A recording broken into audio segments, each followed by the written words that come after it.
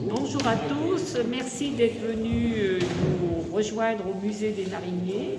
Merci à Stéphane pour sa conférence sur les guerres de religion. Alors on va certainement apprendre des choses qui se sont passées à Saint-Léon ou aux alentours. Et puis je voulais vous expliquer aussi un petit peu ce qu'on fait au musée avec Daniel Germain et Pascal Borne. On fait le récollement des collections, donc tous les objets qui sont dans le musée ont été récollés sur des fiches de récollement avec des photos. Donc il y a des dossiers comme ça en mairie. Donc dans le musée, on a fait 675 fiches d'objets marqués et 275 fiches d'objets non marqués. Parce qu'il y a des objets qui sont rentrés après qui ne sont pas marqués. Est-ce qu'on les fera rentrer dans l'inventaire? Est-ce qu'on les fera pas rentrer? On verra, parce que après c'est du travail, et puis c'est surtout scientifique après, parce que nous, c'est pas un récollement scientifique qu'on fait, c'est un récollement normal, administratif, quoi. Mais on saura tout ce qu'il y a dans le musée. Voilà, donc on va continuer, et maintenant on est dans la maison de la Louise, alors là je vous dis pas le travail qu'il y a. Donc on continue. Et puis, la commission culture nous soutient bien, donc c'est très agréable. Et puis, je voulais aussi excuser Catherine Constantin, qui avait d'autres obligations aujourd'hui, qui est référente de la commission culture. Voilà, je vous souhaite une bonne conférence, et puis, à toi. Merci. Bonjour à tous. C'est bon, je vois assez clair. Oui, ça va aller.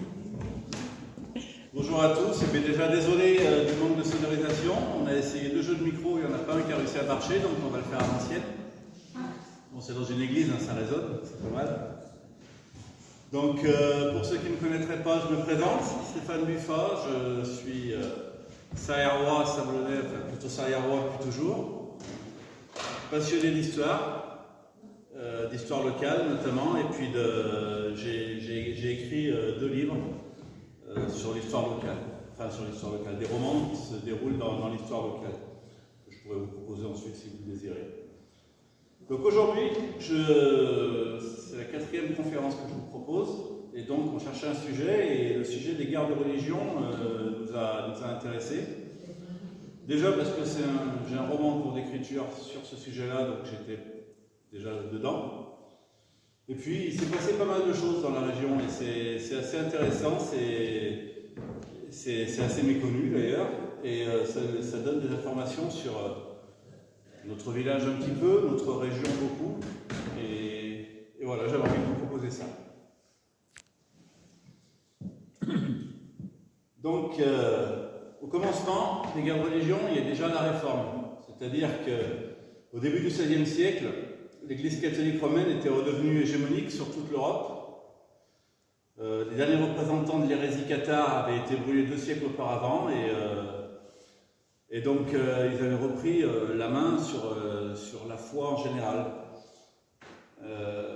Mais vers 1517, il y a un prêtre allemand qui s'appelait Martin Luther qui a développé une autre lecture des textes. Parce qu'avec l'invention de l'imprimerie, les textes sacrés étaient beaucoup plus accessibles, il y a beaucoup plus de gens qui pouvaient lire et faire leur propre interprétation. Donc Martin Luther, lui, il avait une autre vision de la rédemption des péchés notamment. Et il s'opposait aux indulgences, c'est-à-dire l'Église vendait des indulgences pour pardonner les péchés. Quelqu'un faisait un don à l'Église et il était pardonné, ça lui plaisait pas bien. Donc ça mène même à l'excommunication en 1521. Mais du coup, ça l'a radicalisé, le fait d'être excommunié, et donc il a développé toute une doctrine parallèle qui a eu un succès dans la noblesse comme dans le peuple. Donc ces idées se répandent surtout dans les parties allemandes du Saint-Empire romain germanique, qui était tenu à l'époque par Charles Quint et qui n'a pas pu faire grand-chose pour y juguler. En France, c'est une autre personne qui a permis l'essor de la réforme, c'est Jean Calvin. Il s'est converti à la réforme, c'était un moine aussi, comme Martin Luther, qui s'est converti à la réforme en 1533. Il est contraint de se cacher après une polémique provoquée par son ami Nicolas Cop à Paris, donc il s'exile à Bâle en 1535. Il voyage, revient à Paris, puis quitte définitivement la France pour Strasbourg, qui à l'époque faisait partie du Saint-Empire romain germanique, puis Genève. Alors, il faut noter que les gens comme Calvin n'étaient pas forcément les adeptes de la liberté religieuse. Ils voulaient imposer leur propre foi, mais à Genève, il n'a pas hésité à faire arrêter et brûler un opposant comme Michel Servet, par exemple. Donc si la réforme luthérienne avait déjà fait des adeptes, c'est à partir de 1540 que le calvinisme se répand vraiment en France. Là, vous avez les églises réformées en 1560. On voit que notre région est pas mal concernée. C'est l'une des régions les plus concernées. La proximité avec Genève, plein de choses qui expliquent ça.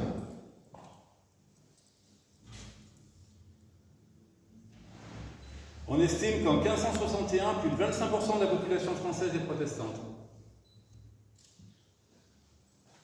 Et les conflits éclatent forcément parce qu'à l'époque, la religion était totalement indissociable du pouvoir. La religion du seigneur ou du roi, c'était la religion du peuple. Et donc, les uns comme les autres voulaient imposer leur religion pour imposer leur pouvoir. En sachant que les uns comme les autres, c'était les mêmes, hein. C'était des frères, c'était des cousins, c'était des gens qui avaient toujours vécu ensemble. C'était pas des gens totalement étrangers, des factions totalement étrangères. On verra plus tard, il y a deux frères notamment qui sont affrontés dans la région pendant longtemps. C'est vraiment quelque chose qui a déchiré les familles et qui était vraiment dans l'intime. Donc les conflits éclatent en France en 1550. François Ier avait déjà combattu la réforme de façon limitée et sporadique, mais son fils Henri II est plus ferme. Mais Henri II, il meurt en 1559 lors d'une joute. Il y a eu un accident, la lance a cassé, et la pointe a traversé le Rhône, et le Rhône lui a traversé le crâne. Donc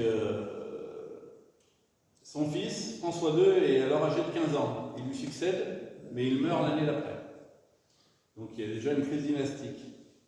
C'est son second fils, Charles IX, qui monte alors sur le trône. Il a 10 ans. Et donc il monte sur le trône sous la régence de sa mère, Catherine de Médicis, qui est restée régente très longtemps, qui est restée très influente. Donc cette instabilité politique cristallise les oppositions entre catholiques et protestants et mène à la première guerre de religion en 1562. Donc avant de parler de la région, je vais parler un petit peu du contexte national de cette première guerre de religion. Catherine de Médicis, elle est conseillée par son chancelier qui s'appelait Michel de l'Hospital et souhaite publier un édit d'apaisement pour essayer d'apaiser les choses, de réglementer les choses. Donc elle est consciente des tensions qui règnent dans le royaume, elle veut y remédier. Donc elle fait signer à son fils de 12 ans, en janvier 1562, l'édit de janvier. Donc les protestants ont le droit de s'assembler pour le culte dans les faubourgs des villes et à la campagne, dans les maisons privées, dans les villes, mais ils doivent rendre les lieux de culte qu'ils se sont appropriés. Donc ce texte provoque des remous tant côté catholique que protestant, certains huguenots préférant détruire les églises plutôt que les rendre, et les autorités catholiques rechignant à enregistrer un édit instaurant la tolérance pour une foi réformée. Donc oui, la liberté de conscience à l'époque, c'est anachronique. C'est pas du tout dans l'esprit du temps. Ils ne comprendraient même pas le concept. Les uns comme les autres, encore une fois.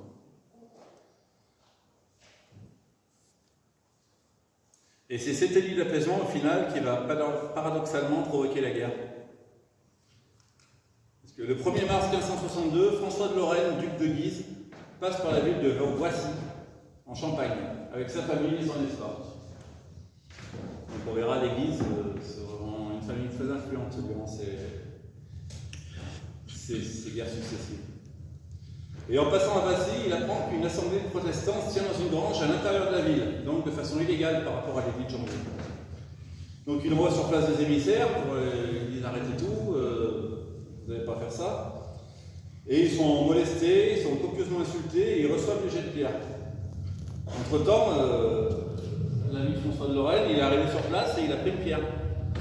Il l'a mal pris et il a ordonné à ses troupes de charger dans la grange.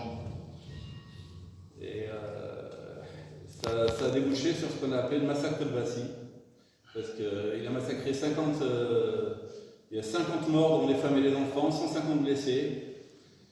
Et à partir de là, les armées protestantes se sont unifiées et la guerre a démarré. Donc la première guerre de religion dans notre région,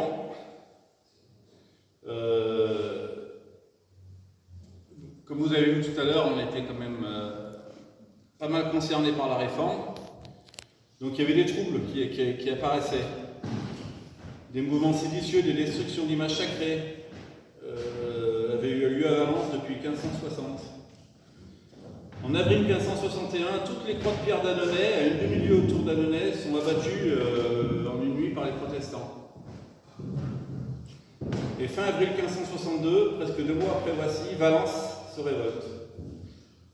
Le lieutenant général de la Motte Gondrin, homme fidèle au duc de Guise, qui s'est imposé comme le chef de file des catholiques dans la ville, déploie ses troupes pour surveiller l'élection des consuls. La pression militaire est vue comme une provocation et les protestants de la ville donc prennent les armes. La Motte Gondrin est tué et pendu à sa fenêtre.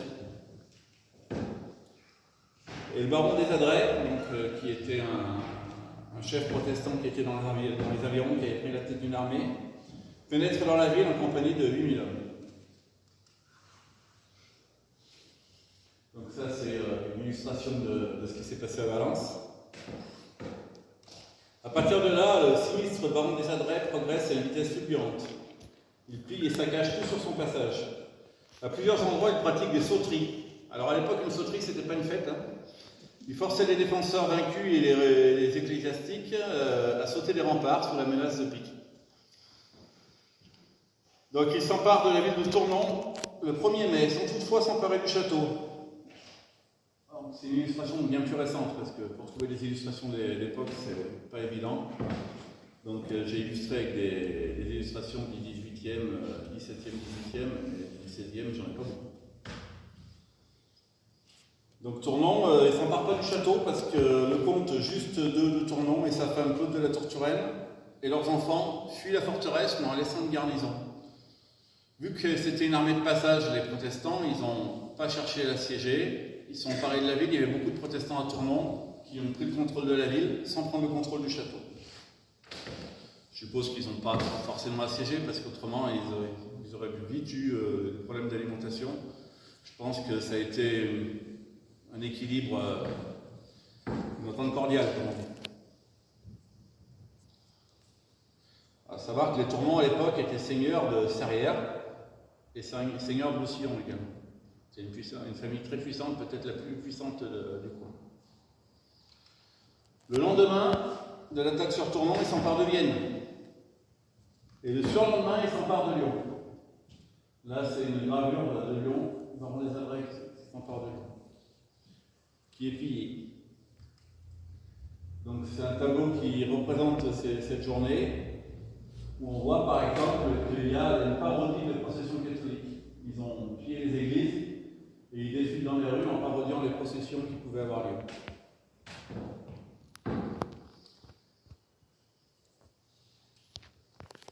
Sur son chemin, en remontant, il a fait abattre 3 grandes croix de bois qui se trouvaient à Andance. Donc à Andance, on connaît les croix. Les croix qui sont encore là aujourd'hui. Donc aujourd'hui, c'est les croix de pierre. Donc à son classement, il y avait 3 croix de bois à l'époque. Alors, pour parler un peu de la légende d'Andance, des croix, j'ai retrouvé plusieurs légendes qui expliquent ces croix. Il y en a notamment une qui parle de 3 martyrs chrétiens prénommés Pomponia, Uriané et Agathon jetés dans le Rhône et dont les corps se seraient échoués en Andance ou, selon d'autres versions, auraient débarqué et réalisé un miracle dans la fontaine du village. Mais ça parle aussi de 3 bébés retrouvés morts au bord du Rhône ou de 3 jeunes filles éplorées ayant attendu jusqu'au trépas leurs hommes partis en croisade. Donc ces croix seront remplacées par les croix en pierre qui existent encore aujourd'hui, qui ont été restaurées il y a quelques années, mais apparemment c'est des croix qui dateraient de l'époque. On ne sait pas exactement quand, mais elles ont été remplacées dans les années qui ont suivi les saccages du baron des Adrets. Donc le baron des Adrets, il est à Lyon, il continue. Le 11 mai, il s'empare de Grenoble. Et à chaque fois, les églises et les monastères sont pillés et parfois incendiés. À savoir que même les protestants critiquaient la façon de faire du baron des Adrets, qui était un petit peu trop dans le pillage. Il aimait ça un petit peu. D'ailleurs, c'était pas vraiment un homme de conviction, parce que dès la Seconde Guerre de religion, il était passé catholique. Annonay, comme roman, est prise par les protestants locaux qui s'y trouvaient nombreux. Les icônes sont détruites. En août 1562, Jean de Montluc, évêque de Valence, est poursuivi par le gouverneur protestant de Vienne, qui s'appelait François du Terrail, qui était un lieutenant du Seigneur des Adrets. Donc il est venu chez nous. Donc là, pareil, c'est une image un peu plus récente qui date de 1720, mais qui illustre à peu près à quoi ça pouvait ressembler chez nous. À Sarrières. Et il traverse le Rhône, poursuivi par le fameux François du Terrail. Et il se réfugie à Annonay. Bien que la ville soit menée protestant, il règne une forme d'entente cordiale et il y est relativement bien reçu. Mais le baron des Adrets apprend qu'il est à Annonay et donc il ordonne aux autorités d'Annonay de garder prisonnier sous menace de remplir la ville de corps morts. Alors l'évêque Jean de Montluc fait mine de soumettre et puis il s'enfuit avec sa petite troupe. Donc là, les protestants ont fait une conquête, ils ont toute la région est à leur main, mais la riposte catholique arrive rapidement. En septembre viennent les reprises. En octobre, Christophe de Saint-Chamond, officier catholique à la tête de 1200 ou 1500 hommes, reprend Annonay. Donc Christophe de Saint-Chamond, on en entendra beaucoup parler. C'était un chef catholique qui était entre autres seigneur d'Andance dans le coin. Donc il reprend Annonay et la répression catholique, elle n'a rien envié aux exactions protestantes du baron des Adrets. Là aussi il y a des massacres, là aussi il y a des pillages, il y a la destruction de 22 maisons protestantes autour de la porte de Déôme. Déomas, a priori. Le 28 décembre, les protestants stationnés à Tournon et à Valence reprennent Annonay, qui est derechef assiégé par Saint-Chamond. Le 10 janvier, avec des clés d'artillerie amenées de Vienne et 3000 hommes. Ici, vous avez une clé d'artillerie d'époque. Le Huguenot s'enfuit par la porte de la Canse et la ville est à nouveau pillée. 5 jours de mise à sac et de tuerie. Le quartier de Déomas et de la Réclusière sont complètement brûlés. Les protestants se réfugient dans les familles du Pelou et de Jarmieux. Ce sont des catholiques chez qui ils sont humainement recueillis. Famille du Pelou, dont on entendra parler plus tard également.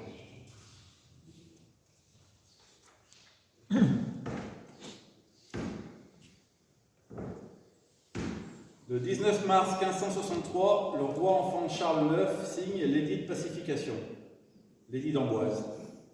Cet édit accorde la liberté de conscience, l'amnistie aux protestants, mais restreint toujours le culte protestant en dehors des villes. Il faut savoir que cet édit servira de base à quasiment toutes les paix ultérieures.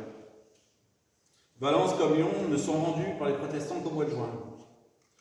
Tournon est également rendu, vraisemblablement fin mars, mettant fin à l'exil du comte de Tournon. Mais juste deux de Tournon ne reverra pas son fief parce qu'il meurt en exil à Naples. C'est son fils de 26 ans, Juste III, qui hérite du titre. Mais le véritable pouvoir à Tournon, c'est pas Juste III, c'est sa mère, Claude de la Tourturelle, donc veuve de 43 ans et au tempérament certain. On en entendra aussi parler. Donc Annonay est exempté de taille pendant 1 an afin de pouvoir se remettre des pillages subis, parce qu'Annonay avait vraiment reçu. Et ils n'ont pas fini de recevoir. Donc à l'époque, on les exempte d'impôts. La taille était un impôt. Donc à ce moment-là, il y a une paix qui est précaire. Le pays est déchiré, donc Catherine de Médicis décide en 1564 de faire un grand tour de France à la cour, et notamment à son fils, le jeune roi, pour montrer le roi, pour se montrer, pour montrer la puissance royale et pour essayer de pacifier tout ça. Donc elle fait ce qu'on a appelé le grand tour de France. C'était pas vélo. Ce voyage a duré plus de 2 ans. On l'a appelé aussi le Grand Convoi royal. Et quel convoi? On parle de 10 000 à 15 000 personnes. Avec la noblesse, mais aussi les soldats, les servantes, les serviteurs, les artisans, les marchands, tout ce qui pouvait suivre la cour. Ça, c'est une partie de la tapisserie des Valois qui illustre le Grand Convoi. Alors on imagine aisément que tous les problèmes de logement que ça induit, 10 000 à 15 000 personnes qui déboulent dans des villages comme ici, c'est la crise de logement à chaque fois. Il est attesté que même le roi a passé quelques nuits dans de simples auberges. Donc autant dire que les domestiques, ils ne devaient pas souvent avoir un toit au-dessus de la tête. Et ils devaient souvent dormir à la Belle Étoile ou dans une grange. Donc le convoi quitte Paris le 24 janvier 1564 et s'arrête à Fontainebleau, du 31 janvier au 13 mars. Et c'est à partir de là, Fontainebleau était une résidence royale, donc beaucoup d'historiens font partir le convoi véritablement de Fontainebleau. Et c'est à partir de là que le voyage commence réellement. Un poète, écrivain et historien, Abel Jouan, a chroniqué le voyage étape par étape. Je ne vais pas relater toutes les étapes, parce que ça serait long et puis c'est pas le sujet de la conférence, mais je vais vous parler simplement de celles qui se déroulent dans notre région. Donc le convoi arrive à Lyon le 9 juin 1564 par barge, par bateau. La ville de Lyon avait envoyé des bateaux jusqu'à Chalon-sur-Saône pour faire embarquer tout le monde. On imagine le nombre colossal d'embarcations qu'il a fallu pour embarquer 15 000 personnes. À Lyon, le roi visite principalement les monastères et les églises saccagées par les Huguenots. Il fait quelques escapades pour dîner à Saint-Genis-Laval, à Méribel ou à Oulin. Mais la peste qui sévit à Lyon provoque le départ du convoi le 9 juillet, par voie de terre, cette fois. La cour part de Lyon et dîne à Pont-de-Cherluy. Le soir, elle s'installe à Crémieux. Et il y reste pour une semaine. Donc là, le château de Crémieux. Le 16 juillet, départ, la cour dîne à Eyrieux, avant de passer la nuit à Septaine. Abel Jouan parle de petite ville sur une montagne. Et le 17 juillet, la cour part, dîne aux Côtes d'Arrêt. Alors Abel Jouan décrit les Côtes d'Arrêt comme un pauvre village, et s'installe au château de Roussillon. Belle petite ville et château. Elle y restera un mois complet. Le château de Roussillon est une demeure de type Renaissance, construite sur une bâtisse plus ancienne par le cardinal François de Tournon. Alors le cardinal François de Tournon, c'était quelqu'un de très important dans la politique, c'était l'équivalent de Richelieu, de ce que Richelieu a été pour Louis XIII, pour François Ier. Il a été ministre de François Ier, c'est lui qui avait négocié d'ailleurs pour sa rançon quand elle a été capturée. Donc c'était un personnage très important de la politique de l'époque. Donc le cardinal, il est décédé juste avant, il est décédé en 1562. Donc la propriété est passée à son frère, qui était le comte Juste de Tournon. Donc Juste II est mort, donc c'est à son fils. La propriété appartient à Juste III, donc âgé de 26 ans. Qui est donc, avec son omniprésente mère Claude de la Tourturenne, l'hôte du convoi royal. Le cardinal de Tournon avait construit ce château sur le modèle de la Renaissance italienne, ce qui plaît à Catherine de Médicis, ça lui rappelle sa Toscane natale. À Roussillon, plusieurs édits furent pris. Interdiction du culte réformé à 10 lieues autour de la cour, interdiction de se molester entre catholiques et protestants, de détruire les images pieuses sous peine de mort. Et surtout, le 9 août 1564, le fameux édit de Roussillon, confirmant un édit précédent, l'édit de Paris, et faisant commencer officiellement l'année au 1er janvier. Auparavant, l'année, ça dépendait des régions. À Vienne, par exemple, commençait le 25 mars. Ailleurs, c'était à Pâques ou le 1er mars. Donc la cour reste à Roussillon un mois et elle quitte Roussillon le 15 août. Certaines sources expliquent que ce départ est provoqué par la découverte d'une certaine Madame de Lamarre, une suivante de la Reine-Mère et selon certains membres de son fameux escadron volant, morte dans sa chambre, terrassée par la peste. Alors l'escadron volant, pour des mini-images d'illustration, c'est intéressant d'en parler. C'était des jeunes femmes nobles qui constituaient une sorte de réseau d'espionnage pour Catherine de Médicis. Elle avait placé des filles à elle dans toute la cour et qui recueillaient des confidences, souvent sur l'oreiller, de leurs amants et rapportaient tout à Catherine de Médicis. Donc le convoi part le 15 août et dit Anjou, beau village et château, d'après Jouan. Avant de dormir à Jarcieux, petit village et château. Le château de Jarcieux. Le 16 août, dîner à Châteauneuf, petit village et château, puis étape de 8 jours à Romans-sur-Isère, belle et bonne ville et château en laquelle le roi fit son entrée. Donc il y reste une semaine à Romans. A noter qu'il y a une lettre de Catherine de Médicis au duc de Mantoue qui est datée du 17 août et où elle écrit « Fait à Roussillon ». Elle est censée être à Romans à cette date. Alors, est-ce que c'est une erreur d'Abel Jouan sur la datation du voyage? Est-ce que c'est la reine, par habitude, qui a signé Roussillon parce qu'elle y était restée un mois? On ne sait pas exactement. En général, les historiens prennent la datation d'Abel Jouan comme digne de foi.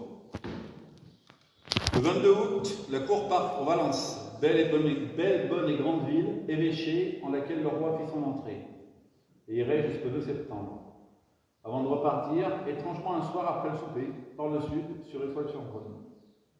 Donc, le voyage continue, mais on va abandonner là le roi et la reine. On va faire un bond de 2 ans dans le temps, de 3 ans dans le temps même. On va aller en 1567. Les tensions sont de nouveau à leur comble. L'édit d'Amboise est trop imparfait et ne laisse actuellement la liberté religieuse qu'aux nobles. À la cour, il y a une rivalité de plus en plus présente entre le prince de Condé, chef de file des protestants, qui était une famille royale aussi, un cousinage royal, et Henri, le jeune frère du roi, qui est alors âgé de 16 ans. Mais il prend de plus en plus de poids, Henri. D'ailleurs, il viendra Henri III plus tard, mais on n'en est pas encore là. On ajoute à cela un contexte international qui est tendu. L'Espagne et les Pays-Bas s'apprêtent à s'affronter et les protestants français soutiennent leurs homologues hollandais. Donc, dans ce contexte-là, la guerre civile éclate le 28 septembre 1567. Le prince de Condé, contre l'avis de Coligny, autre chef protestant, tente de s'emparer de la famille royale à Meaux, officiellement pour libérer le roi des influences étrangères néfastes.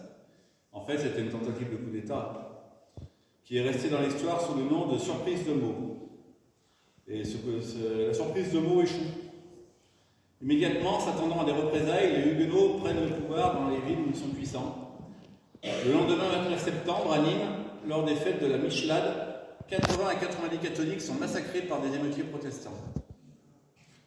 Donc là, la guerre est lancée, Catherine de Médicis abandonne sa politique de relative tolérance et la seconde guerre civile est déclarée. Donc chez nous, 30 septembre 1567, Romans tombe aux mains des protestants. Le 4 octobre, Paulon de Mouvance et Jean de Saint-Romain, qui est un ancien archevêque défroqué, qui est tombé dans la Réforme, et c'est le frère de Christophe de Saint-Chamond qu'on a vu tout à l'heure. Et donc il s'est marié à une dame de Saint-Romain, il a pris le nom du domaine de sa femme. Prennent Vienne, tous les deux, après avoir échoué à prendre Lyon. Les réformés en sont chassés de Vienne le 13 novembre. Tournon est attaqué, et le comte Juste n'est pas là. Pas plus que son frère, son petit frère Juste Louis. Mais il reste leur mère, la fameuse Claude de la Tour-Turenne, qui décide de résister. Alors, c'était une maîtresse femme. Dès avant son veuvage, elle avait fait modifier les fortifications de Tournon, aménager des tours et des terrasses. Donc, elle ne s'enfuit pas, elle résiste, et elle parvient à repousser les protestants. Donc, on parle de sa conduite vigoureuse et volontaire qui lui ont valu le titre de vaillant capitaine à la cour du roi, parce que c'était une ancienne dame d'honneur de Catherine de Médicis également, qui était connue à la cour. Il est dit qu'elle repousse les Huguenots en les jetant au Rhône. Par contre, derrière, sa répression sur les protestants tournonnais, elle est terrible. Elle les massacre, elle les chasse et les massacre, brûle leurs maisons sans pitié. considérant qu'ils avaient soutenu la troupe qui était venue assiéger ce château. Cet automne-là, et en 1568, il se passe une chose extraordinaire à Annonay. Pareil, c'est une gravure beaucoup plus récente. Catholiques et protestants, ils s'entendent sur une promesse. Tout en respectant les édits royaux, les deux religions s'engagent à vivre en paix et à se protéger l'une l'autre. Donc c'est assez unique, hein. Enfin, en tout cas, je n'ai pas trouvé d'autres traces, ça a certainement existé ailleurs, mais en tout cas, dans le coin, ça existait qu'à Annonay. Le 23 mars 1568, l'édit de Longjumeau marque la fin de la Seconde Guerre de religion, rétablit l'expédition de l'édit d'Amboise. Mais c'est une paix qui ressemble plus à une trêve. Parce que dès le 29 juillet 1568, donc de mars à juillet, hein, les catholiques essaient de s'emparer du prince de Condé, chef de Huguenots, près de Sens, et de Coligny, commandant protestant dans Lyon. Le projet échoue, les chefs protestants se rassemblent et la guerre reprend. Donc la dernière guerre, c'était les protestants qui ont essayé de s'emparer du roi catholique, là c'est les catholiques qui essayent de s'emparer des chefs protestants.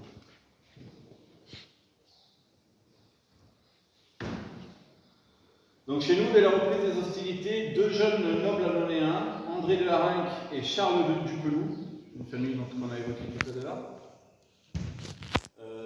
avec une vingtaine de soldats, prennent l'initiative de poster des gardes aux portes d'Annonay, prétextant l'arrivée d'une armée protestante. Mais vu que la ville avait fait un pacte de non-agression, ils sont désavoués par toute la ville, et donc avec leur petite troupe, ils partent en direction de Privas et d'Aubenas. En août 1568, Jacques Dufay, seigneur de Changy, chef huguenot, s'empare du château de Perrault, sachant que le jeune seigneur Perrault à l'époque, c'est Jean de Fay-Perrault, dont on parlera beaucoup aussi tout à l'heure. Et alors, il a 17 ans, il est protestant comme le seigneur de Changy, et c'est son cousin. Donc à mon avis, il n'a pas trop résisté pour laisser la main sur son château. Donc l'intérêt du château, c'est de pouvoir traverser le Rhône avec l'armée pour rejoindre Condé en Saintonge, sur la côte atlantique où il y avait beaucoup de batailles. Donc Changy s'empare de Perrault et prévient Saint-Romain, le frère de Saint-Chamond. Donc toute l'armée déferle et passe le fleuve. Alors, j'ai trouvé des sources du XIXe siècle qui évoquent qu'ils aient traversé un pont. Il n'y a pas de pont là. Il n'y a pas de pont. À l'époque, il n'y avait pas de pont entre Pont-Saint-Esprit et Vienne, où il y avait encore le pont romain qui sera détruit au siècle suivant. Donc, soit il y a eu un pont flottant de bateau qui a été mis, ça n'a pas été précisé, soit c'est une déformation historique, mais en tout cas, il n'y avait pas de pont dur, c'est sûr. En septembre 1568, Virieux, chef des protestants, arrive à Annonay avec 20 cavaliers. Il dit que si la ville collabore et lui donne des vivres, il laissera son armée à distance. Alors la ville collabore, mais il débarque quand même avec ses 700 hommes en pleine ville. Et il reste 8 jours à Annonay, il brûle des églises, il y a des pillages, il y a même un mort à un moment donné, une jeune femme qui se fait tuer en voulant résister à un viol. Donc du coup, ça commence à chauffer pour eux et ils repartent. Ils partent en direction du Poitou. Et le 12 septembre, Saint-Chamond, donc le frère de Saint-Romain, on va s'y retrouver dans les histoires de famille, chef catholique qui avait déjà pillé Annonay durant la Première Guerre, annonce son arrivée et sa volonté de faire payer à la ville son soutien aux Huguenots. Donc les Annonayens, là, commencent à en avoir marre de se faire massacrer et piller, donc ils fuient en masse. Saint-Chamond, il s'installe à Colombier-le-Cardinal et pille Annonay une nouvelle fois. Enfin, ce qui restait. Dans la foulée, 15 à 20 cavaliers de sa troupe fuient vers Féline et le château de la Maine pour s'attaquer aux fuyards annonayens qui, pensent-ils, ont caché leurs biens. Le seigneur local parvient à les dissuader, mais ils se rabattent sur Vernosque et pillent la maison forte de Châles. Le 24 octobre 1568, Annonay est encore pillé par une autre troupe catholique. Et en 1570, une armée protestante vaincue à Montcontour est menée par le célèbre amiral de Coligny, passe par Saint-Péret, Lamastre, Rochepôle pour rejoindre Saint-Étienne. Mais au passage, à Saint-Péret, ils ont fait un crochet au château de Tournon. Donc Coligny, qui était un grand chef, un grand général amiral, plus exactement protestant,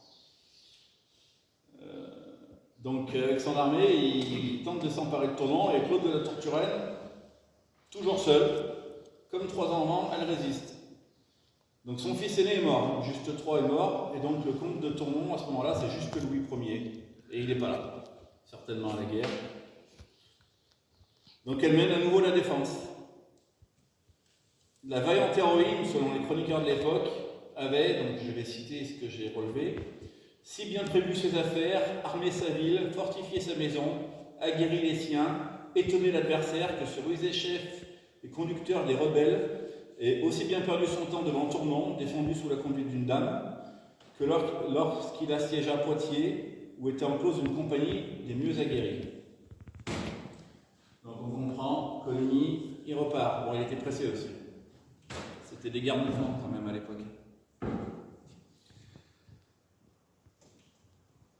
Peu après, une armée catholique menée par un cousin du protestant Fépéraud, encore des histoires de famille, de 2000 hommes, passe par Annonay, Saint-Désirat, Andance et traverse le Rhône à Andance.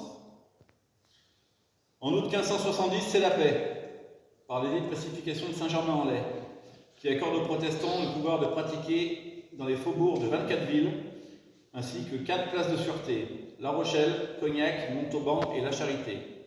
C'est la paix, pour 2 ans. Donc là, on est en 1570, 2 ans après, c'est 1572, et c'est la Saint-Barthélemy qui déclenchera la 4e guerre de religion.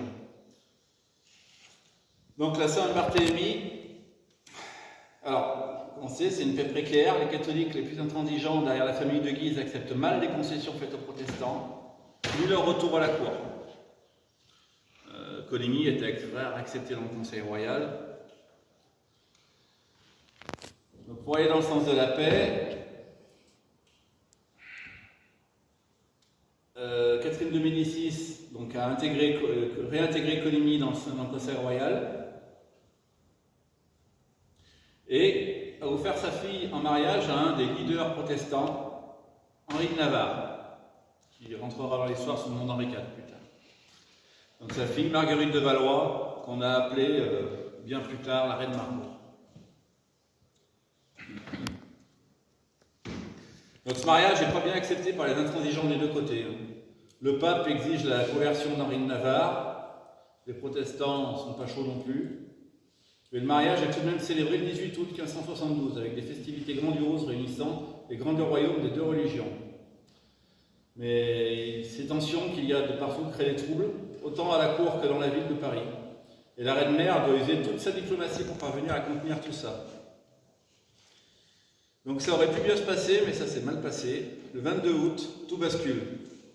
Un attentat vise Coligny, un tir d'arquebuse, le blessant au bras lui arrache son index.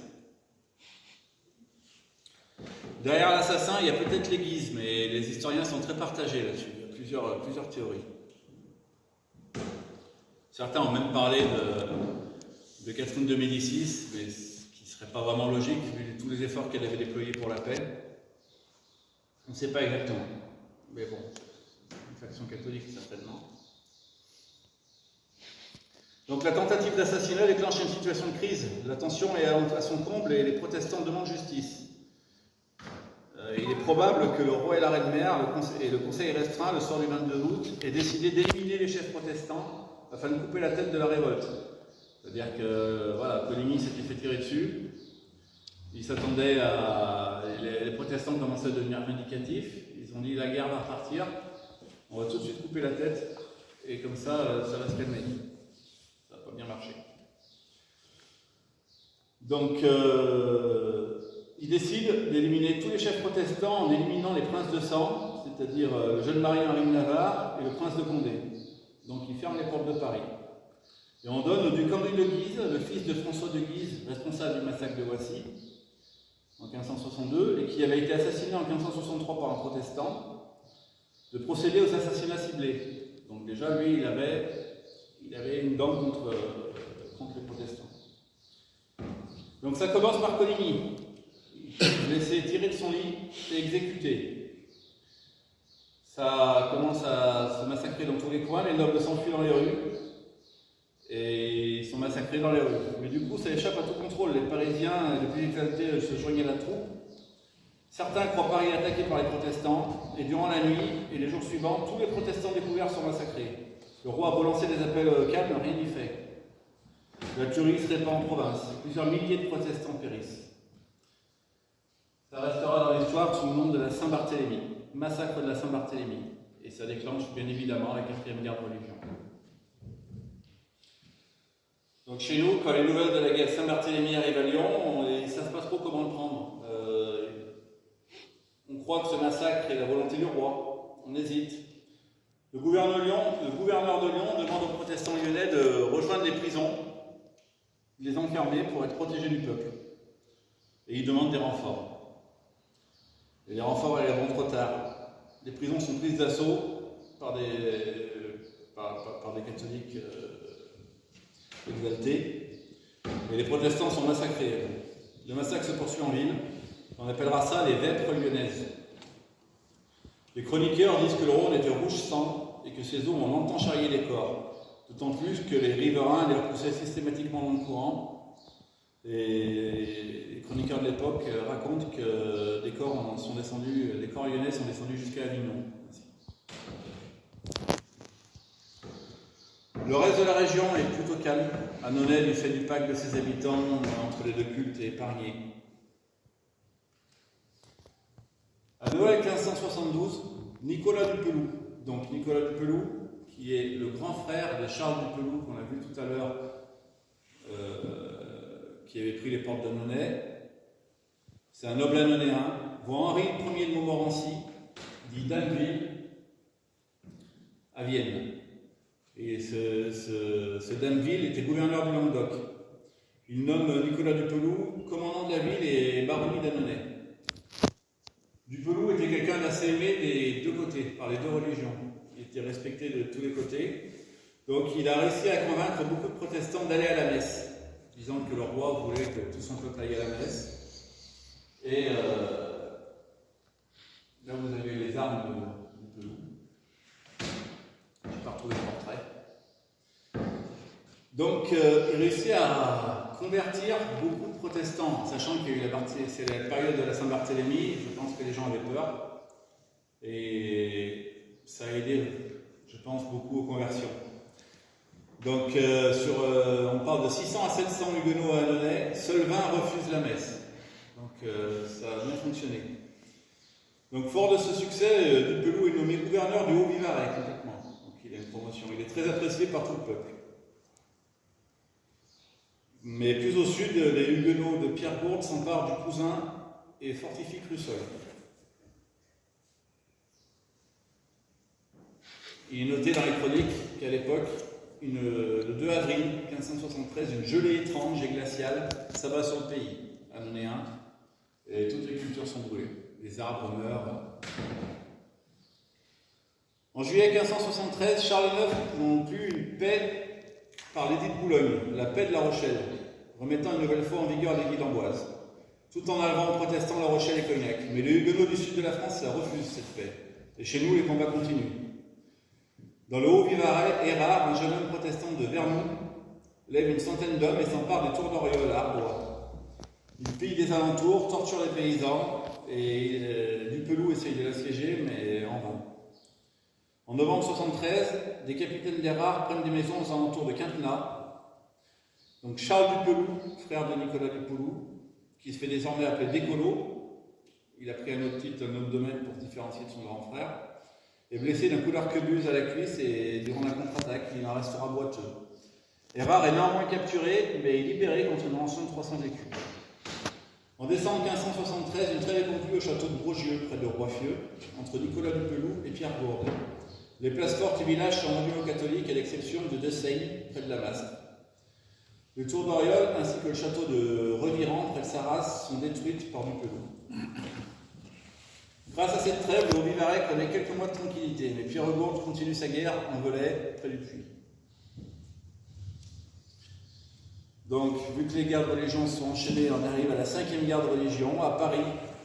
Le prince de Condé et Henri de Navarre, bien qu'ayant abjuré sous la contrainte de la foi protestante, sont retenus prisonniers dans la prison dorée de la Cour. La situation est explosive. Le roi Charles IX l'enfant a bien grandi, mais il est malade. Les malcontents sont des catholiques qui étaient en désaccord avec le pouvoir royal, surtout depuis la Saint-Barthélemy, qui a laissé des traces des deux côtés. Et les malcontents étaient menés par le propre frère du roi, François d'Alençon. Donc ils prennent contact avec les protestants, ils veulent faire évader les princes protestants de la cour et à terme imposer François d'Alençon comme héritier du roi à la place de son autre frère, Henri, récemment nommé roi de Pologne. Donc vous avez les trois frères qui se déchirent avec leurs cousins protestants. Un premier complot d'évasion échoue fin janvier 1574. Les conjurés sont pris, mais Charles IX pardonne à son petit frère. Un second complot a lieu en avril et échoue lui aussi. Mais en parallèle de ces complots, des malcontents, les protestants ont repris les armes et la guerre a repris. Donc chez nous, la situation est instable. Fin janvier, en 1574, Nicolas du Peloux s'agace du manque de moyens accordés pour tenir sa charge. Et donc il donne sa démission. Et il quitte Annonay. Il laisse la ville à son petit frère Charles Descolos, désormais. Dans le même temps, Damville, le gouverneur du Languedoc qui lui avait donné son mandat, s'avère proche des malcontents et s'allie aux protestants. Retournement d'alliance. Et donc nous arrivons à un épisode qui touche directement la ville de Serrières. Jean de Fay-Perrot, le jeune homme qu'on a évoqué tout à l'heure, baron de Perrot, c'est un jeune noble de 23 ans. C'est un peu une tête chaude. Il avait confiance en Dupeloux et il avait même abjuré la réforme sous l'impulsion de Dupeloux. Et il voit le départ de Nicolas Dupeloux comme une trahison. Le fait qu'il ait démissionné, il ne l'accepte pas. Donc il jure que désormais il en fera qu'à sa tête. Et c'est ce qu'il a fait. Donc en mars 1574, il se met à la tête des mercenaires congédiés par Dupeloux faute d'argent, ainsi que d'une cinquantaine de jeunes protestants des environs. Il redevient huguenot, redevient protestant, et s'empare simultanément du château de Serrières et du château de la Barge, qui se trouvait donc au sud de Féline, vraisemblablement vers Saint-Étienne-de-Valoux. Je n'ai pas réussi à trouver des sources très précises. Alors il a supposé que les châteaux n'ont pas beaucoup résisté, que ce soit à Serrières ou à Lens, enfin à la Barge, parce qu'ils ne s'attendaient pas du tout à un assaut. Les garnisons devaient être très très faibles. Donc il s'empare des villages de Serrières, Sablon, Andance, et donc il possède une large bande de terre entre Andance et Serrières, ainsi que 3 châteaux.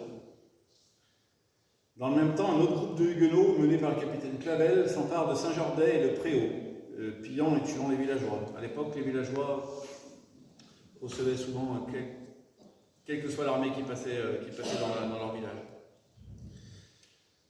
À Serrières, on peut supposer que le capitaine châtelain qui était responsable du château à l'époque était un certain Pierre Merle de Chaponneau, qui est cité comme occupant du château en 1570. Donc à Serrières, Fay-Perrot fait démolir 57 maisons dans l'enceinte de la cour basse du château de Serrières. Donc il y avait une grande cour basse où le village continuait et ça lui déplaisait.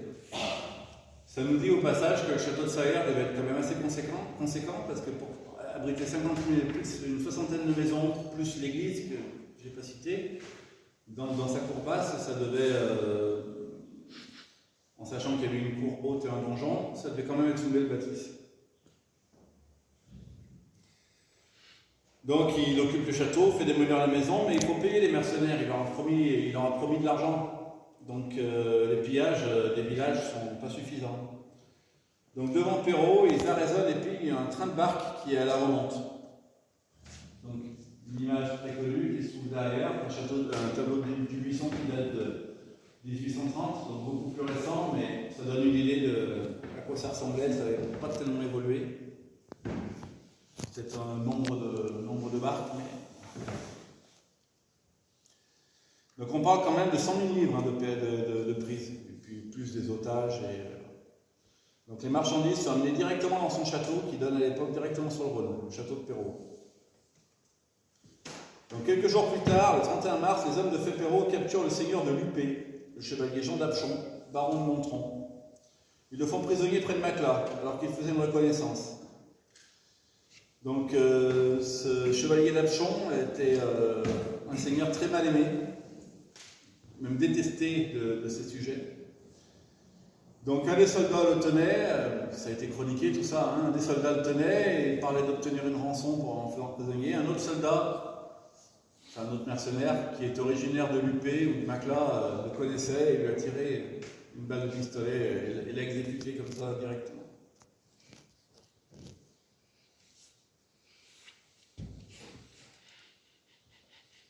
Le 6 avril, les hommes de Fépéro s'emparent de Malval par une nuit pluvieuse. Ils tuent des soldats, brûlent et pillent des maisons. Ils y installent une petite garnison. Fépéro installe également ses hommes à Paugre et dans le prieuré de Charnat. Partout, ils torturent les paysans afin de leur faire révéler l'hypothétique cachette de leurs maigres économies. Les enfermant dans des coffres après les avoir battus. À Sarrières, on parle même d'un paysan qui aurait les deux bras traversés entre le biceps et l'os et qui aurait été attaché comme ça. Il a réussi à s'enfuir, donc sans doute pas tout seul, parce qu'on peut imaginer quand on est attaché de cette façon, on ne se libère pas tout seul. Et il s'est réfugié au château de la Maine, à Félive, qui n'était pas encore sous le pouvoir du Pérodin. Pendant ce temps, Annonay est toujours déterminé à vivre selon son pacte d'assistance entre les religions. Mais à proximité d'Annonay, Pierre Gourde est de retour et s'empare de Quintin, à nouveau. L'armée royale est en route, parce que Fépéro qui avait pris Pierre Gourde qui prend Quintenat, Fépéro qui prend son petit domaine dans la vallée du Rhône, ça ne pouvait pas durer. Donc l'armée royale, elle est menée par le seigneur d'Entraigues, Claude Durfé, et le baron de Saint-Chamond, toujours lui, qui était concerné directement parce qu'il était seigneur d'Andance aussi. Donc il se méfie d'Annonay, il ne voulait pas être pris entre deux feux, donc vu qu'Annonay refuse d'abriter une garnison, arguant qu'elle sait vivre sous l'autorité du roi, avec un pacte entre les religions, elle offre 2 nobles locaux, un de chaque religion, en otage à l'armée, en gage de fidélité et d'obéissance. Le 25 avril, l'armée marche sur Perrault. Il pilonne le château à l'aide de 2 gros canons et quelques coulevrilles. Donc ici, un canon de l'époque, et ici une coulevrille, qui était un petit canon. Le 3 mai, Jean de Fépéro s'enfuit de son château, presque détruit. Au passage, il abandonne sa mère et sa sœur, qui étaient arrivées depuis 8 jours du Languedoc. Donc dès les premiers coups de canon, les garnisons qui étaient au château de la Barge, près d'Andance, sont allés dans le château de Sarrières, et tous ensemble, ils ont abandonné le château de Sarrières, et ils sont enfuis en direction de Quintin, pour rejoindre le gros des troupes.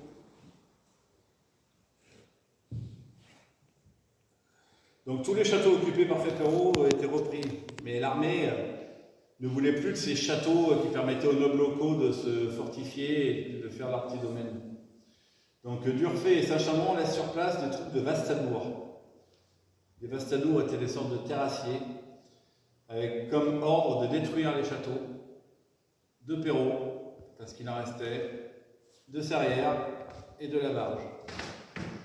Donc ça, c'est une photo que j'ai prise il y a quelques années, c'est ce qui reste aujourd'hui du château de Sarrières.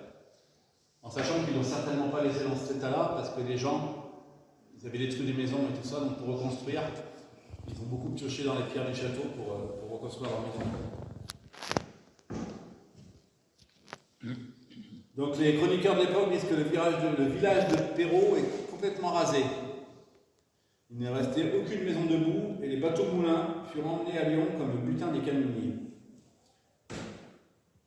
Le château de Perrault sera reconstruit, pas les autres. Donc le château de Perrault reconstruit, on en a une image ici. On en a une gravure du 19e siècle. Les autres, Sarrières, la Barge, définitivement détruits. Donc Fépéro, lui, continue à se battre.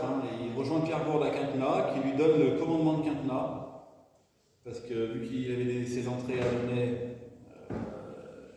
il trouvait ça intéressant de l'utiliser comme ça. Fépéro fait plusieurs courses dans les environs, attaquant notamment Boulieu. Et lors d'une de ces courses, il est grièvement blessé à une main. Au niveau national, dans le même temps, le roi trépasse le 30 mai 1574. On fait revenir son frère Henri, qui était entre-temps a été nommé roi de Pologne. Donc il renonce au trône de Pologne pour prendre le trône de France, sous le nom d'Henri III. Le temps que ça se passe, Catherine de Médicis, de nouveau régente, nomme Christophe de Saint-Chamond gouverneur de Vivarais, en remplacement de Nicolas du Peloux, démissionnaire. Le 17 juillet 1574, les protestants, dont Féperot, qui avait gardé les contacts dans la ville, s'emparent d'Annonay. Saint-Romain, donc le frère Saint-Chamond, arrive avec sa troupe, sans doute pour défier son frère. Il n'y a pas de pillage cette fois-ci, mais beaucoup de catholiques quittent la ville. Durant l'occupation protestante d'Annonay, le château de Quinquenat est brûlé afin de protéger leurs arrières. L'église aussi subit des dégâts. C'était une église fortifiée. Féperot suit Saint-Romain en Languedoc, rejoint Damville, le malcontent. Saint-Romain devient le lieutenant de Damville. Quant à Féperot, son énergie, ses faits d'armes plaisent à Damville et il lui donne sa fille en épousailles. Sa fille naturelle, c'est pas une héritière, une fille naturelle, une de ses maîtresses, mais qu'il avait reconnue, qui s'appelait Montmorency, donc qui a été une jeune veuve. Donc Jean de Féperot épouse Marie de Montmorency en 1576 et donc devient le gendre d'un puissant personnage. Il continuera dans les guerres en tant qu'officier protestant et se reconvertira catholique ensuite sur le tard en 1595. Il vivra jusqu'en 1630. Il ne reviendra pas trop dans la région. Si on revient en 1574, des protestants tenant Annonay font abattre 140 maisons, des églises et des couvents pour préparer une éventuelle défense contre les armées royales qui se préparent à Lyon. Nicolas du Peloux et son frère Charles Descolos tentent de reprendre Annonay par la ruse, mais le projet échoue. En nouveau gouverneur du Vivarais, Saint-Chamond assiège encore Annonay, basant ses troupes à Saint-Albandet et à Roiffieux, attendant les troupes et les artilleries qu'on lui avait promises pour l'assaut. Le 15 novembre 1574, Saint-Chamond apprend que le nouveau roi Henri III quitte Lyon pour Avignon en bateau, sur le Rhône, à hauteur de Serrières. Donc il rejoint l'embarcation royale en pleine Décise, chez nous, quelques centaines de mètres d'ici même. Et il embarque sur le bateau pour supplier le roi de lui donner des troupes, parce qu'il n'est pas mieux loti que Nicolas du Peloux, il n'a pas de troupes et on lui demande de tenir la région et puis il n'y a pas de sous. Donc on lui promet vaguement de vagues promesses et on le débarque à Tournon. Le roi passera la nuit à Tournon d'ailleurs. Et on lui dit, bah oui, t'inquiète, je m'occupe de tout.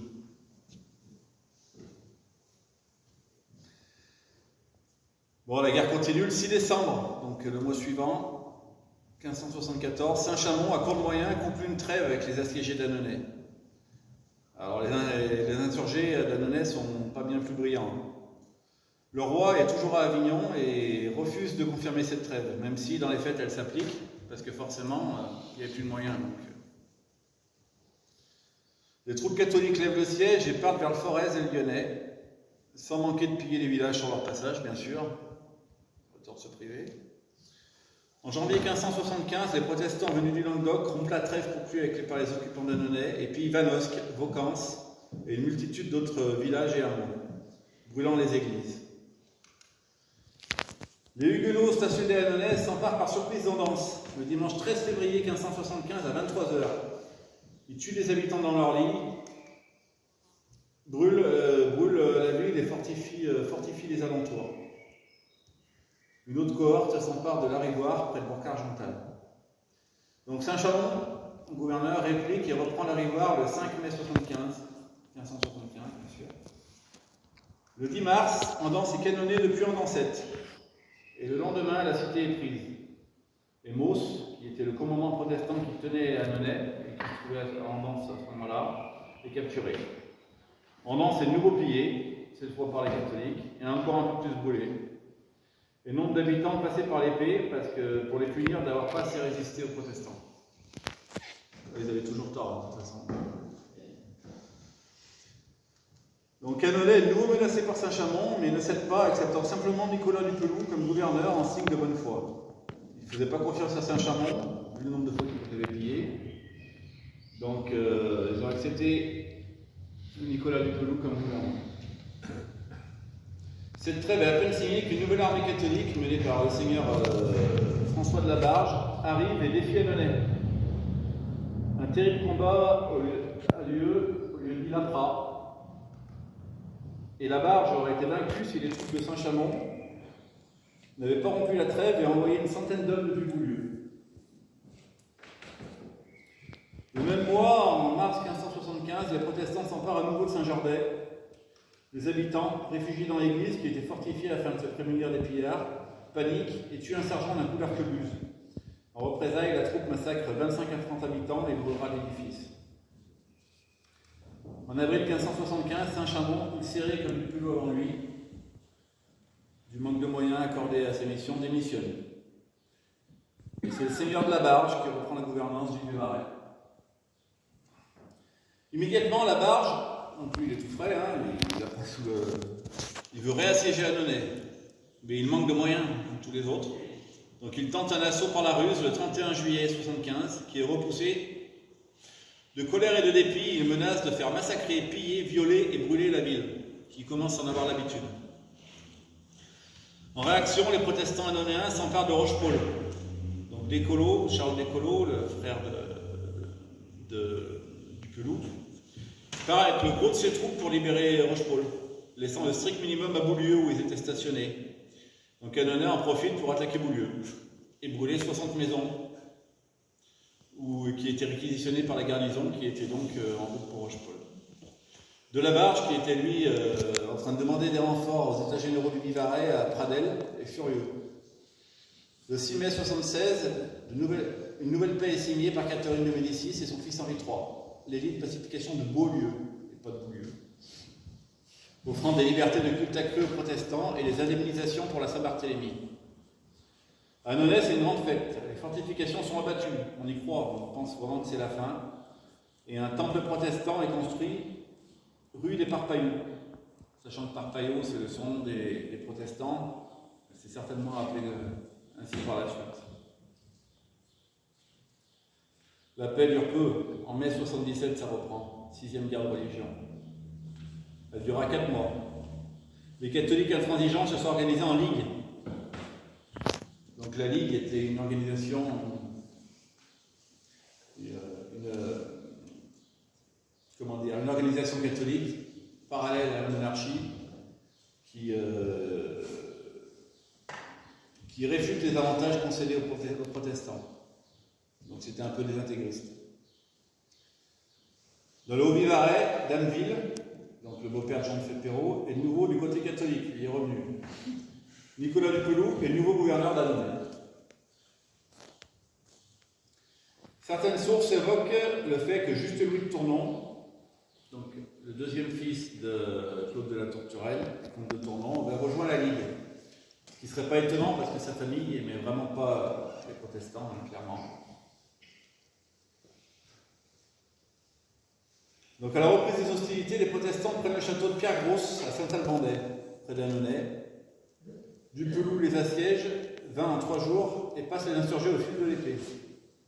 Du Peloux chasse également les huguenots du château de Bozas, plus au sud, avec l'aide militaire et logistique de la cité de Tournon.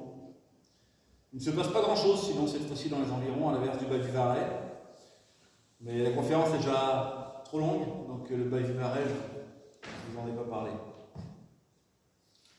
Donc une paix est conclue en septembre 1577. Jusqu'à la 7e guerre. Voulant une paix définitive, Catherine de Médicis accorde aux protestants 15 places fortes pour 6 mois, lors du traité de Nérac, le 28 février 1579. Et il ne les rend pas au bout de 6 mois. C'est un peu prévisible.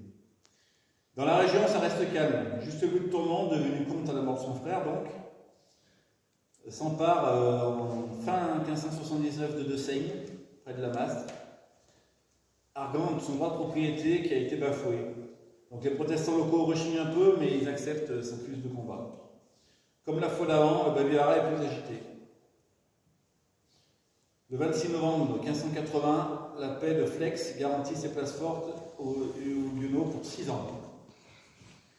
Et nous arrivons à la 8e et dernière guerre de religion.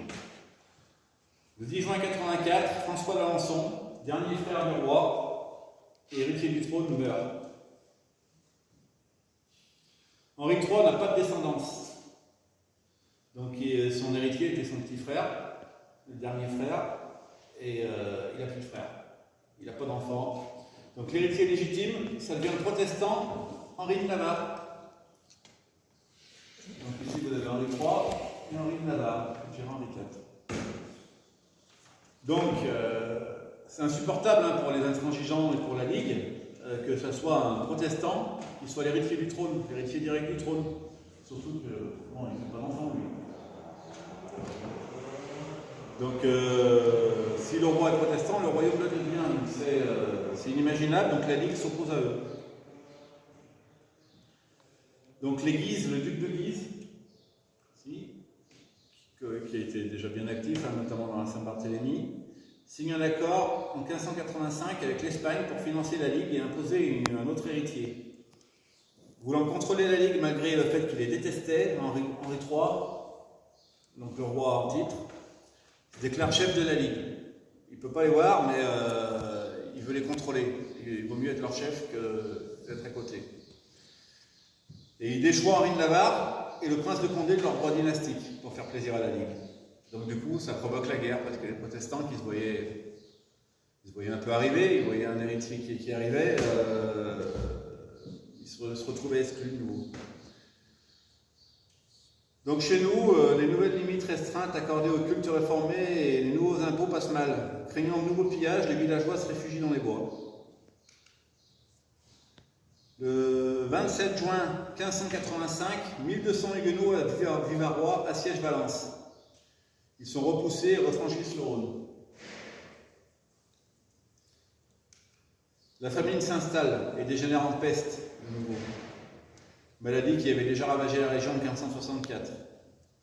Durant l'été 1586, 29 villages des environs d'Annonay perdent presque tous leurs habitants, d'après les chroniqueurs. Les récoltes ne furent même pas faites, il n'y avait plus de monde. Les bêtes erraient dans les champs.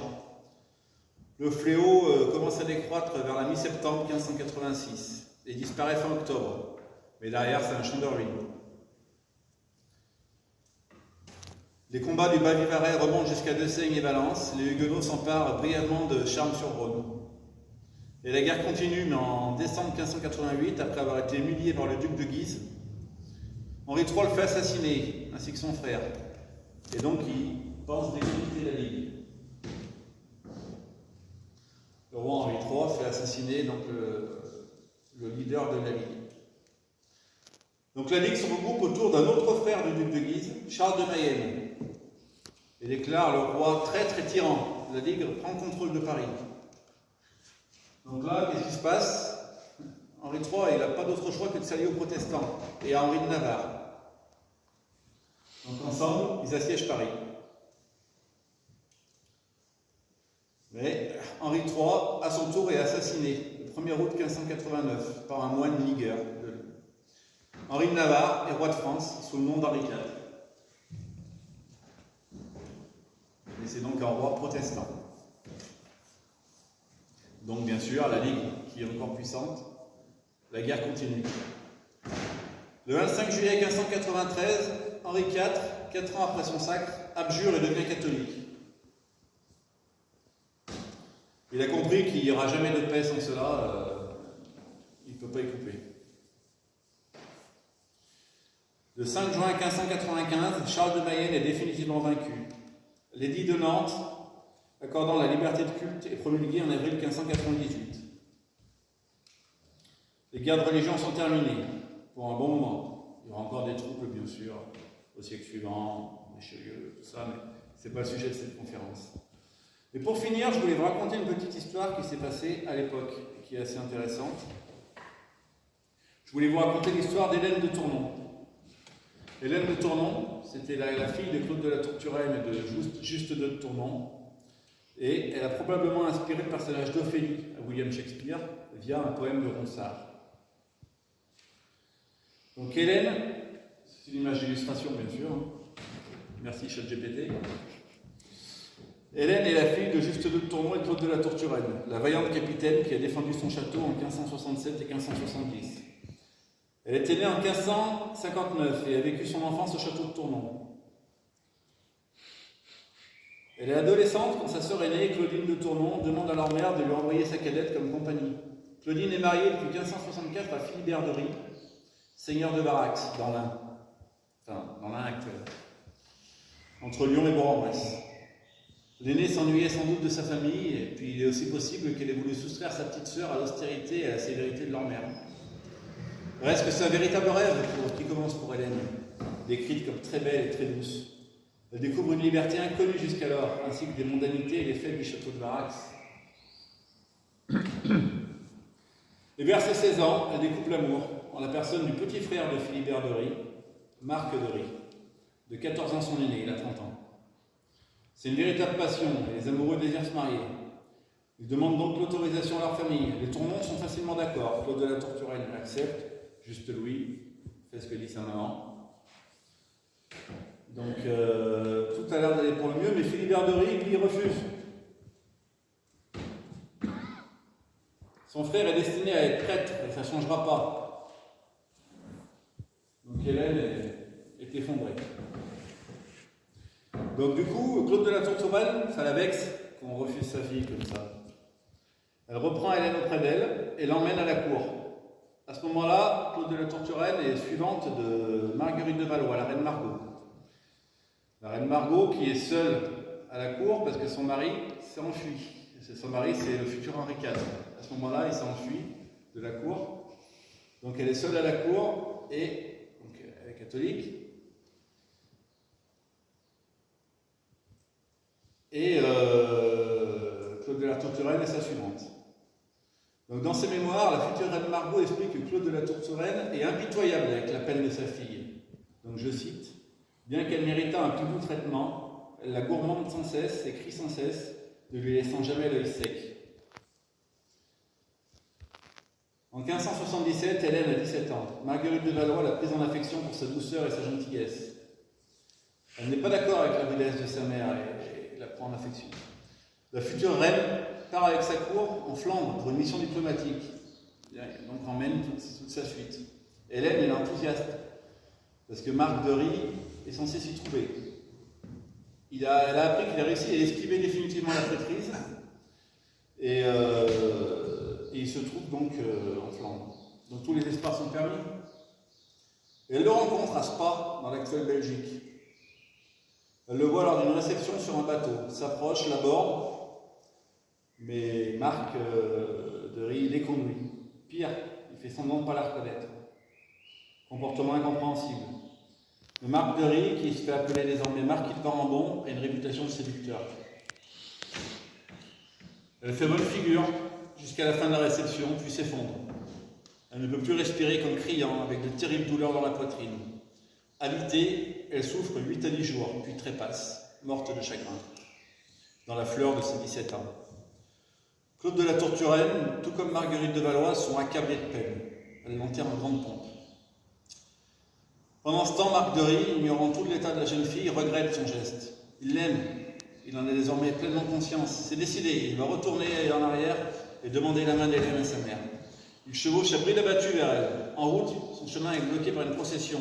Il se renseigne, c'est un enterrement. De qui? Celui de la jeune Hélène de Tournon, morte de chagrin. Le jeune marquis pâlit et perd connaissance. Il reste dans un état de demi-conscience plusieurs jours, puis se remet doucement. Il se mariera, plus de 20 ans plus tard, avec Dorothée de Lorraine, fille du duc de Lorraine et veuve du duc de Brunswick. Et cette fois, il l'épousera malgré les réticences des proches de la veuve, qui, comme lui, avait 53 ans à ce moment-là. Donc voilà, il ne s'est pas marié pendant 20 ans, faut croire que ça l'a marqué. Il n'avait certainement pas oublié la jeune et belle Hélène de Tournon. Mais Marc était un amant maudit. Il mourra 1 an après son mariage seulement, à 54 ans, au début de l'an 1599. Donc là, vous avez la reconstitution de la chambre d'Hélène qui se trouve au château musée de Tournon actuellement. Donc je vous remercie de m'avoir écouté. Est-ce que vous avez des questions? C'était un peu long. Oui, il y en a une. D'abord, c'est un beau travail. Ça fait un sacré boulot. Mais il y en a une qui faut c'est le pape. Le pape dans tout ça. Le pape soutenait les catholiques. On voit qu'à un moment donné, il s'oppose notamment au mariage de Margot, la reine Margot avec Henri de Navarre. Mais je pense qu'il était un peu dépassé par rapport à les événements qui se déroulaient en France. Il essayait d'avoir un poids politique. Il avait les rois de son côté, mais 25% de la population protestante en 1561, c'était énorme. Donc, parce qu'à l'époque, il était en partie en Avignon. pardon, Il était en Avignon. Oui, ils ont été. Qui était un territoire quand même bien. Oui. Oui, c'était. Il y en avait de partout, et c'était même mélangé. Hein, on voit qu'entre les familles. Mais il y avait notamment dans le sud-est de la France, c'était un gros contingent. Et bon, les Huguenots ne reconnaissaient pas le pape, donc il n'y avait pas vraiment de pouvoir. Ils ne reconnaissent toujours pas d'ailleurs. Enfin, après, je ne suis pas expert en théologie, c'est pas le sujet du truc. Mais... Donc il y avait quand même des grandes histoires de famille. Il y avait quelques histoires de famille. Ah ben il y a beaucoup d'histoires de famille, que ça soit au niveau royal, entre les frères, et au niveau local, entre Saint-Chamond-Saint-Romain, entre les cousins Fépéro, c'était les mêmes, les mêmes gens, le même peuple qui s'est déchiré à l'époque pendant un demi-siècle, voire même plus après d'ailleurs. Ce qu'on appelait les guerres de religion, ça a duré de 1562 à 1598.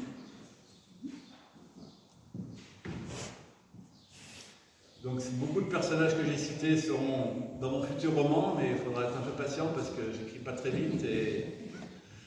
Mais vous retrouverez Saint-Chamond, vous retrouverez Claude de la Torturenne, vous retrouverez Hélène, vous retrouverez Nicolas Dupeloux.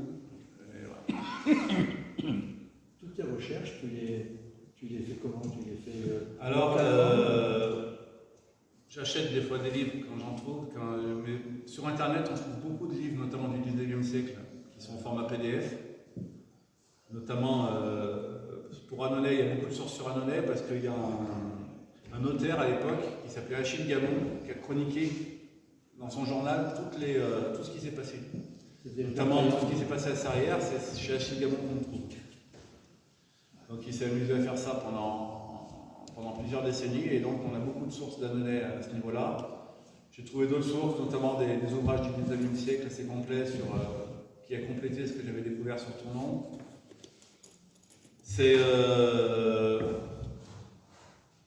dur de trouver des sources directes pour la région, je parle, parce que c'est sûr qu'au niveau royal, tout ça, on trouve tout ce qu'on veut, mais quand on veut chercher pour ce qui s'est passé dans nos villages, c'est vieux, c'est très ancien. J'avais fait il y a 4 ans une conférence sur la Révolution française à Sarrières, je trouvais beaucoup plus de sources, parce que la Révolution française, c'était hier. Là, les guerres de religion, c'est 200 ans avant. Donc, j'essaie de recouper au mieux.